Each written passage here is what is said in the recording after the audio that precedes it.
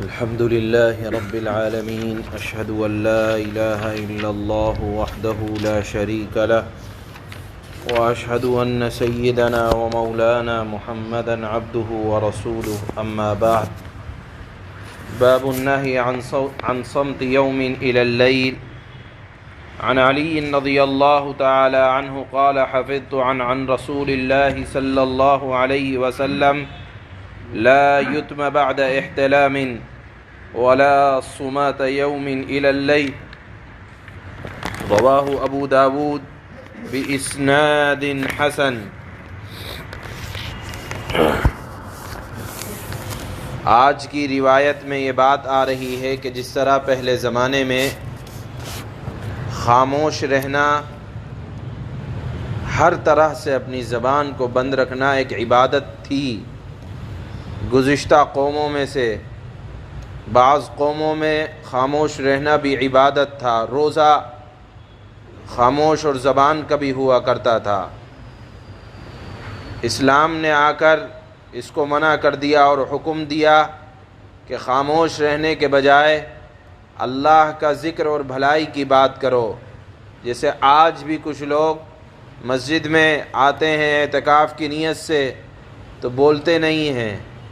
دیکھیے، بولنا اگر دنیاوی بات کا ہو تو وہ منع ہے، اگر مسجد کے اندر دین کی خیر کی بات کی جائے، کسی کو اچھی بات سکھلائی جائے، کوئی دعا یاد کرائی جائے، مسائل سمجھائے جائیں، تو مسجد تو بنائی گئی ہے خیر کے کاموں کو سیکھنے اور سکھانے کے لیے۔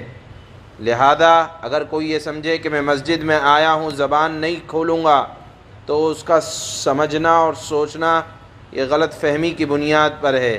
اسلام میں خاموش رہنا یہ کوئی عبادت نہیں ہے۔ آج کی روایت میں یہ بات آ رہی ہے، اللہ کے نبی صلی اللہ علیہ وسلم نے ارشاد فرمایا لا یتم بعد احتلام، جب بچہ بالغ ہو جاتا ہے تو اب وہ یتیم نہیں رہتا۔ مثال کے طور پر کسی کے باپ کا انتقال ہوا اور بچہ جوان ہے یا 14-15 سال کا ہے، تو اب اس کو یہ نہیں کہیں گے کہ یہ یتیم بچے چھوڑ کر گیا ہے۔ یتیم بچے اسی وقت کہلاتے ہیں جب وہ ناسمجھ ہوں، جوان نہ ہوئے ہوں، بلوغ کی علامتیں نہ پائی جائیں۔ ورنہ اگر اس اعتبار سے دیکھا جائے تو بوڑھے بھی اپنے آپ کو کہیں گے کہ ہم یتیم ہیں، کہ ہمارے والد کا انتقال ہو گیا۔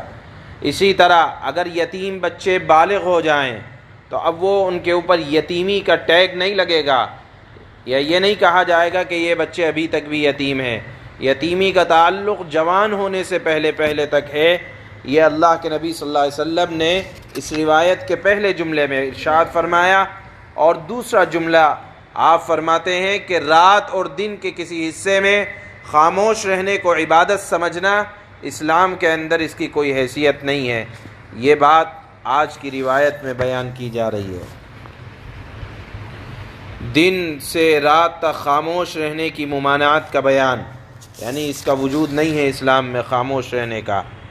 اگر خاموش رہنا ہے تو اس سے بہتر ہے کہ ذکر اللہ سے اپنی زبان کو معطر رکھا جائے۔ حضرت علی رضی اللہ تعالی عنہ بیان فرماتے ہیں کہ مجھے آپ صلی اللہ علیہ وسلم کا یہ فرمان یاد ہے کہ آپ نے ارشاد فرمایا کہ بالغ ہونے کے بعد یتیمی نہیں ہے، یعنی اگر یتیم بچہ بالغ ہو جائے تو اب یتیم نہیں کہلائے گا، یہ مطلب ہے۔ اور کسی دن رات تک خاموش رہنے کی کوئی حیثیت نہیں ہے، یعنی اگر عبادت سمجھ کر خاموش رہا تو ایسا نہیں ہے کہ اس پر عبادت کا ثواب مل جائے گا، اس کی اسلام میں کوئی حیثیت نہیں ہے۔ اس روایت کو حضرت امام ابو داود نے حسن سند کے ساتھ نقل فرمایا ہے۔ سبحان اللہ و بحمدہ، سبحانک اللہم